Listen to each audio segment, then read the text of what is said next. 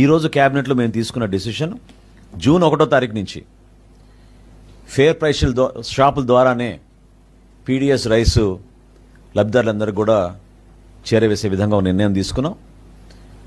దీంతో పాటు 65 సంవత్సరాల కన్నా ఎక్కువగా ఉన్న వయసులో ఉన్న వృద్ధులకు, అదేవిధంగా దివ్యాంగులకు డోర్ డెలివరీ జరిగేటట్టు ఈరోజు ఒక నిర్ణయం తీసుకున్నాం.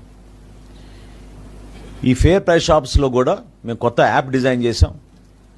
రేషన్ చాలా పక్కాగా మేము మానిటర్ చేసుకునే విధంగా నెక్స్ట్ ఫేజ్లో మేము ప్రతి షాప్లో కూడా సీసీ కెమెరాలు కూడా ఏర్పాటు చేసి వాళ్ళ సర్వీసెస్ని మేము పెంచే విధంగా కేంద్ర ప్రభుత్వంతో చర్చించిన తర్వాత ప్రాథమిక అనుమతులు వచ్చినాయి మాకు.